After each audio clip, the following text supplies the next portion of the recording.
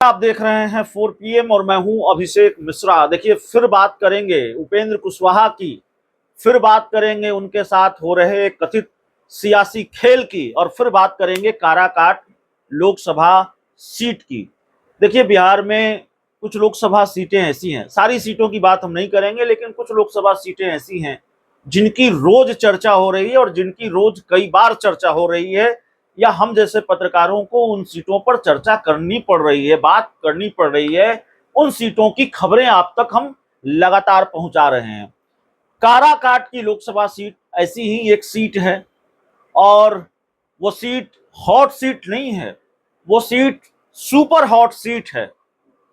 नीतीश कुमार ने अपनी sitting seat की कुर्बानी दी, जेडीयू ने अपनी सिटिंग सीट की कुर्बानी दी, और यह सीट उपेंद्र कुशवाहा के लिए छोड़ी गई। उपेंद्र कुशवाहा एनडीए से उम्मीदवार बने, उनकी पार्टी है राष्ट्रीय लोक मोर्चा, और उस पार्टी का सिंबल है सिलेंडर छाप। तो सिलेंडर छाप के वो उम्मीदवार हैं, सिलेंडर के सिंबल पर वो चुनाव लड़ रहे हैं, लेकिन वो एनडीए के उम्मीदवार हैं। उनको नीतीश, चिराग, मांझी, बीजेपी सबका साथ है। एक वक्त पर उपेंद्र कुशवाहा को ये उम्मीद जरूर रही होगी कि लड़ाई 2019 के मुकाबले आसान है, क्योंकि 2014 के लोकसभा चुनाव में उपेंद्र कुशवाहा इस सीट से सांसद चुने गए थे, जब वो एनडीए के पाले में थे। केंद्र सरकार में राज्य मंत्री भी बनाए गए। 2019 में वो जेडीयू के महाबली सिंह के हाथों हार गए, तो उनको 2024 में लड़ाई आसान लग रही होगी। ये लग रहा होगा कि भाई मोदी मैजिक के सहारे नैया पार लग जाएगी। ये लग रहा होगा कि भाई सीपीआई-एमएल के उम्मीदवार हैं राजा राम सिंह, उनसे तो फरिया ही लेंगे, उनसे तो निपट ही लेंगे। लेकिन दरअसल कहानी में ट्विस्ट तब आया जब एक और निर्दलीय उम्मीदवार की एंट्री हो जाती है, और एक निर्दलीय उम्मीदवार हैं पवन सिंह।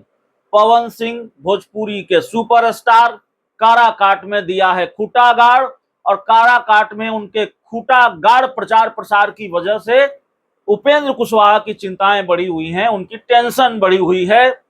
और पवन सिंह के नामांकन सभा में जिस तरह की भीड़, और फिर उनकी चुनावी सभाओं में जिस तरह की भीड़, ऐसा लगता है पवन सिंह लड़ने के लिए नहीं लड़ रहे हैं, सिर्फ जीतने के लिए लड़ रहे हैं। ये बात साफ तौर पर दिखती है।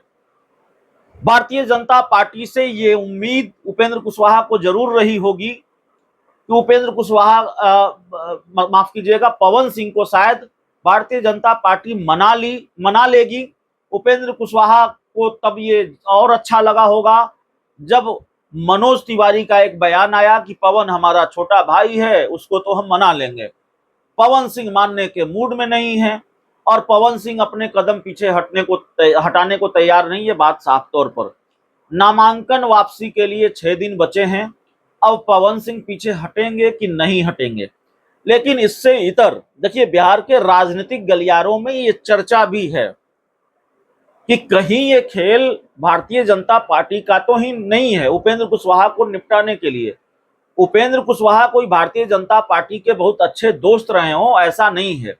उपेंद्र कुशवाहा और भारतीय जनता पार्टी के बीच एक वक्त पर 36 का आंकड़ा रहा है, और गठबंधन में रहते हुए, एनडीए में रहते हुए उपेंद्र कुशवाहा ने भारतीय जनता पार्टी के नेताओं पर खूब हमले बोले हैं।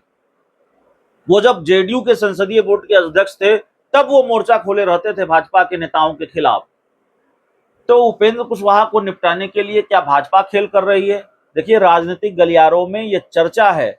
मैं दावे के साथ ये नहीं कर सकता ऐसा ही है या यही हो रहा है, लेकिन राजनीतिक गलियारे में जो चर्चा है वो बात हम आप तक पहुंचा रहे हैं। अब जाहिर तौर पर यह सवाल है कि भाई, और राजनीतिक गलियारे में क्यों चर्चा है?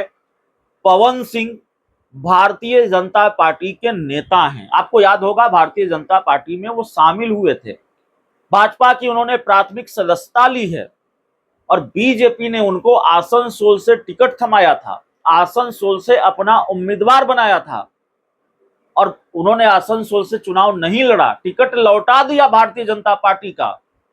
थोड़े दिनों तक वो चुप रहे, फिर बाद में अपनी चुप्पी तोड़ी, और उन्होंने कहा कि मैं अपनी मां से किया हुआ वादा पूरा करने जा रहा हूं। मैंने अपनी मां से वादा किया है कि मैं चुनाव लड़ूंगा, तो मैं काराकाट लोकसभा सीट से चुनाव लड़ूंगा। बस यही वो बात थी जिसने माफ कीजिएगा, उपेंद्र कुशवाहा की चिंता बढ़ा दी। पवन सिंह मैदान में आ गए। सवाल यह है, जिस वजह से राजनीतिक गलियारे में ये चर्चा है कि क्या ये बीजेपी का ही खेल है, क्योंकि पवन सिंह अगर बीजेपी के ही नेता हैं तो उनके खिलाफ भाजपा ने अब तक कोई एक्शन क्यों नहीं लिया? भारतीय जनता पार्टी ने उनको पार्टी से क्यों नहीं निकाला? अब भाजपा को सफाई देनी पड़ी है। भारतीय जनता पार्टी के बिहार में जो प्रदेश अध्यक्ष हैं सम्राट चौधरी, उनका बयान सामने आया है। बिहार के डिप्टी सीएम भी हैं। एक अखबार को दिए इंटरव्यू में सम्राट चौधरी से ये सवाल पूछा जाता है, जो सवाल बहुत लाजमी है कि भाई उपेंद्र कुशवाहा तो एनडीए के उम्मीदवार हैं, उनको हराने के लिए भाजपा के ही एक नेता पवन सिंह चुनाव लड़ रहे हैं, तो भाजपा अपने नेता पवन सिंह के खिलाफ कोई कार्रवाई क्यों नहीं कर रही है?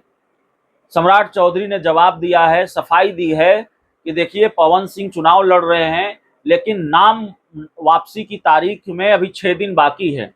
अभी 6 दिनों का मौका है उनके पास, जब वो अपनी उम्मीदवारी वापस ले सकते हैं। अगर पवन सिंह अपनी उम्मीदवारी वापस नहीं लेते हैं तो उनके खिलाफ पार्टी कार्रवाई करेगी। अब पार्टी कार्रवाई करेगी कि नहीं करेगी, ये खेल बीजेपी का है कि नहीं है, लेकिन भारतीय जनता पार्टी इस मामले में थोड़ा बदनाम जरूर है। जरा याद कीजिए 2020 के विधानसभा चुनाव को कथित तौर पर, कम से कम जेडीयू तो ये स्वीकार करती है, ये जेडीयू ये कहती रही है, नीतीश कुमार ने कई बार इशारों में ये कहा है, और पार्टी के जेडीयू के कई नेताओं ने ये कहा है खुले तौर पर कि 2020 के विधानसभा चुनाव में क्या किया भारतीय जनता पार्टी ने। वो नीतीश कुमार के साथ मिलकर चुनाव लड़ रही थी। कहने को चिराग पासवान एनडीए से बाहर थे, लेकिन एक अप्रत्यक्ष गठबंधन, एक मैच फिक्सिंग चिराग पासवान के साथ बीजेपी ने की और चिराग के साथ मिलकर नीतीश कुमार को 43 सीटों पर निपटा दिया, क्योंकि चिराग पासवान ने ज्यादातर उन सीटों पर उम्मीदवार उतारे जहां जेडीयू के उम्मीदवार चुनाव लड़ रहे थे। 2020 के चुनाव के बाद ही भारतीय जनता पार्टी ने क्या खेल किया नीतीश कुमार के साथ। बिहार में जेडीयू के साथ मिलकर भाजपा सरकार चला रही थी और अरुणाचल प्रदेश में जेडीयू के विधायक तोड़ दिए, जेडीयू को विधायकों को अपनी पार्टी में शामिल करा लिया। तो भारतीय जनता पार्टी ऐसे खेल करती है कई बार, और इसी खेल की वजह से भारतीय जनता पार्टी के बारे में ये चर्चा शुरू हो गई है बिहार में भी कि उपेंद्र कुशवाहा के साथ बीजेपी ही खेल तो नहीं कर रही है। अब पवन सिंह को निकालेगी बीजेपी कि नहीं निकाले, इसके लिए 6-7 दिनों का तो इंतजार करना पड़ेगा।